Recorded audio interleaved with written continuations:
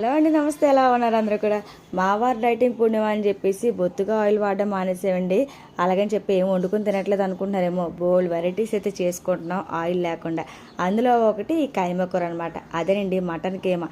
చాలామంది కీమా అంటారు కానీ నాకేంటో కైమానే అలవాటు. సో ఆ కైమా కూర నేను నూనె లేకుండా ఎలా చేశానంటే నిజంగా తింటే వదిలిపెట్టరు, అంత టేస్టీగా అయితే ఉందన్నమాట. మీరైతే ఫుల్ వీడియో చూడాలనుకుంటే ఈ సబ్స్క్రైబ్ దగ్గర ఫుల్ వీడియో అయితే పెట్టేస్తాను, మీరైతే ఓపెన్ చేసి చూసేయండి. ఎన్నో రకాలు మనం ఆయిల్తో వండుకుంటాం కదా, అందులో కొన్ని ఆయిల్ లేకుండా వండుకున్నా కానీ చాలా చాలా బాగుంటాయి. అందులో ఇది ఒకటి అనమాట.